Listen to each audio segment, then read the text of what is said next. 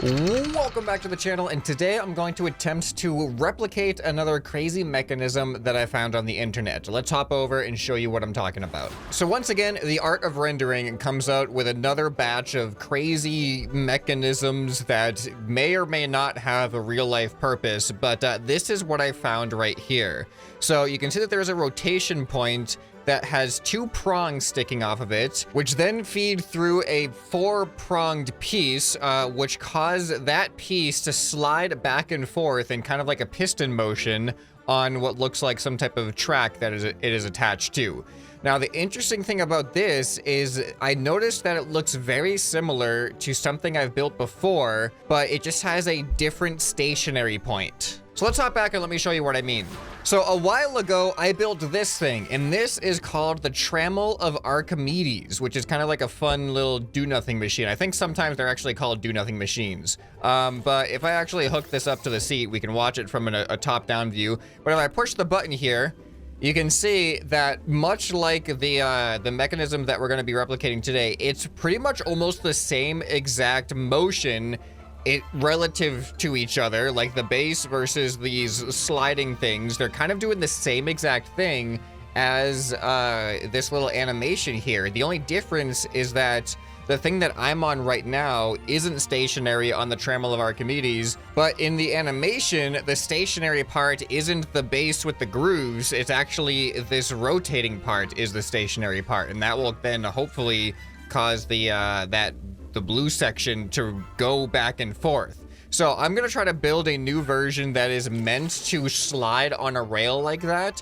because this thing was not built for that. But out of curiosity, there's one thing that I want to try with this. Here, let me spawn in a new one. I just want to see what happens when I actually weld this to a stationary object. All right, so that is the center point, which I will then weld right here. All right, well, let's see what happens when I turn this on. I legitimately don't know what to expect with this, but here we go. Oh, this is cool. And it's stuck. That was about to be really cool. Come on, go, do your thing. I don't even know, which direction was it even rotating? Yeah, so clearly it's stuck. It's too heavy. Oh, it's working. Okay. So this is clearly not working like the animation, which I'm kind of happy for, because if it was that simple, this video would have been over now. So now I actually have to recreate and get it to work like the animation, which I think will be the fun part. All right, but I think the main issue with this, it is way too heavy. It's way too bulky. Also, there is no rail for it to give guidance. So let's see if I can use the animation to make a working version of this. All right, so I'm gonna start building the rotating part, but I'm anticipating a problem that I'm going to try to correct for before we even get there. Because one of the things I'm noticing is the piece that has the grooves in it that the rotating part slides through, those grooves are in an X shape, not a plus shape where they're vertical and horizontal, which would be great if that was the case, because then I could build it on like this 90-degree build grid. But because they're in this X shape, and I think that is actually going to have an impact on the direction of movement or the ease of movement, that is not something I'll be able to build very naturally within our 90-degree build restrictions. So I think that means I'm gonna have it rotate after it spawns off of the lift, and that means our rotating piece is not gonna be able to start already in the right position. So this piston is gonna solve that problem by allowing me to push the rotating object into the grooves after it's already been positioned correctly.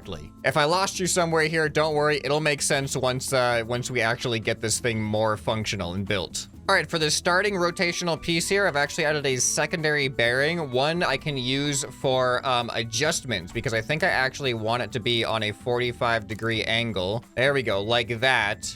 And then this is what's going to end up matching the grooved piece. All right, so I think it's gonna be easiest to just build the next piece separately and then weld it in the correct position after I know how much space it's going to take up. But I know that this is 7 by 7, so the grooves have to accommodate that. So now I've got to make myself the grooves. The difficult thing about this is going to be making sure that, well, actually, this might just function differently than the Trammel of Archimedes.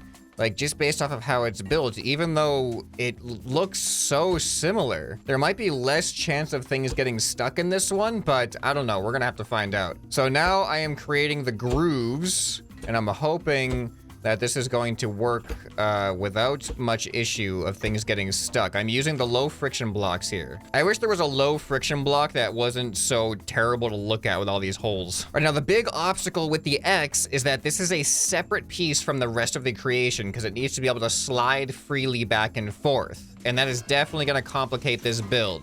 All right, I made some modifications by filling in some of the useless frictionless blocks that weren't actually like gonna be having friction against anything. And this gives me some space to also put things like a controller, which I need for this base plate because this base plate is going to actually be what attaches to the rail. And this is what's going to allow us to rotate this from a plus sign to an X shape. And actually, I'm realizing this base plate should also be frictionless blocks because that is gonna be directly against this rail here. You know what? This rail should probably be frictionless blocks. Everything about this design is just not aesthetic if I want it to actually have the best chance of working. All right, so if this is the base plate, this is going to hook around this rail. And I guess what I can do is this can be the attachment point if I put that on a bearing and then I weld this to the center back here, just like that.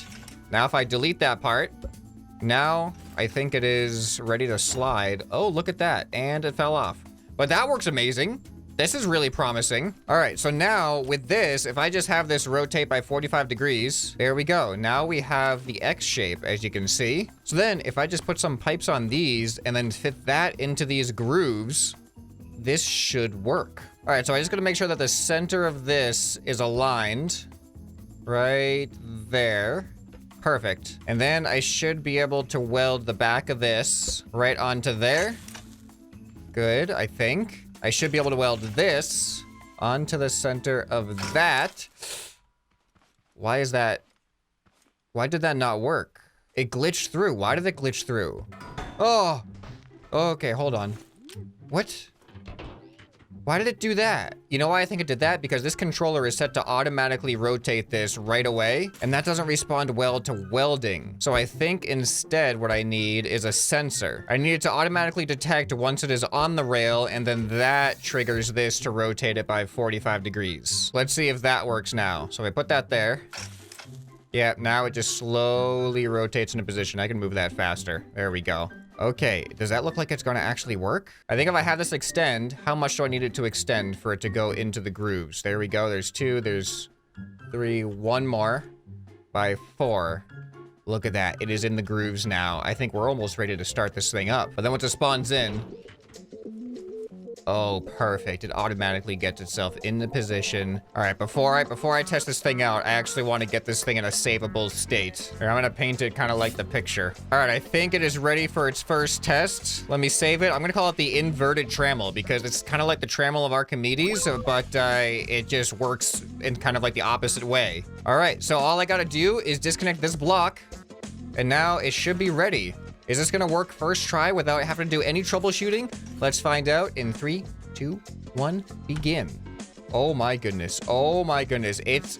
Somehow it's working. I need to slow it down. Let's slow it down a little bit.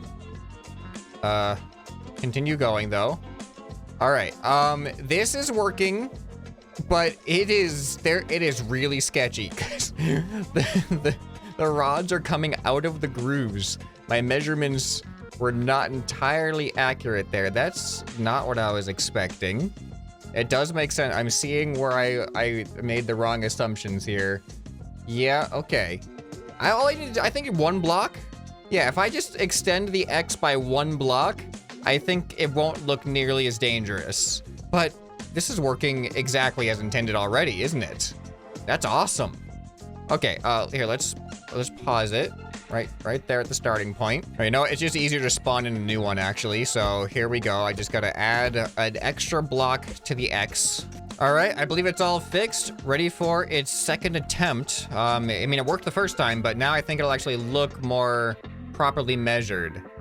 And look at that. They go right to the edge. I mean, it is still a little bit sketchy. They could stand maybe an extra block, but they aren't coming all the way out. And you know what, functionality-wise, it's looking fine.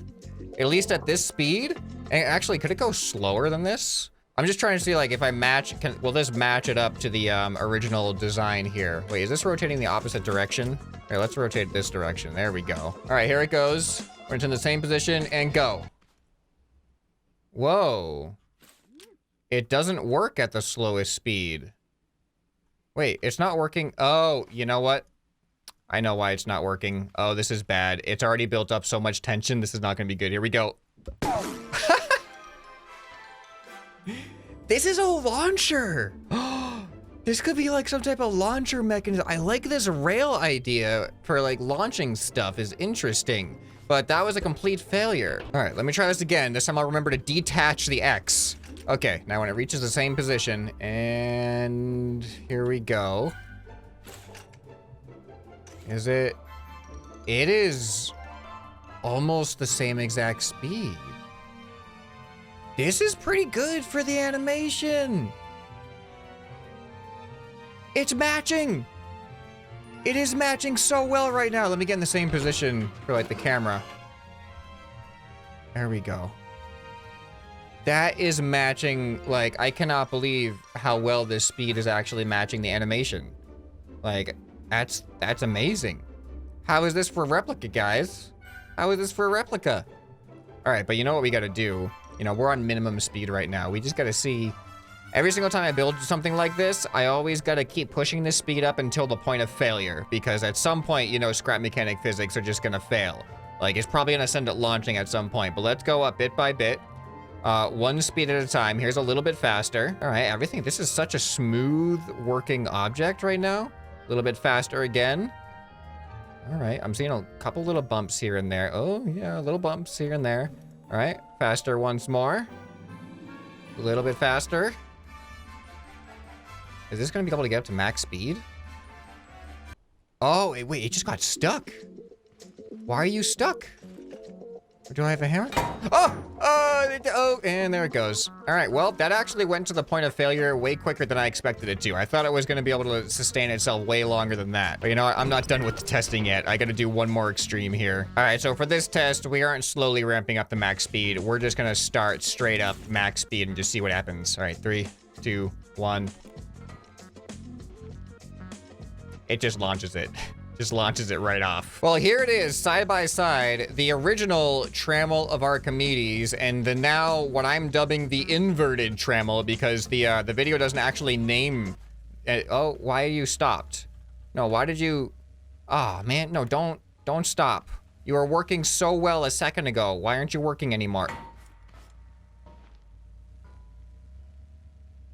right, come on, don't mess it up now. This is your time to shine. All right, inverted Trammel compared to, please, why are you getting stuck now? What? It was so smooth before. It just doesn't like the other Trammel. I'm convinced it just, the other Trammel's here and it's like, no, I'm not competing with this thing. I'm not sharing a video with the original. I am the improvement. This is the I should call it the anti-Trammel now at this point, because it does not want to work side by side with that one. All right, what about now? Will you work without the other Trammel in here? Okay, it's working fine. See, multiple reps. All right, I'm gonna spawn in the other Trammel now. Okay, you stay doing your thing.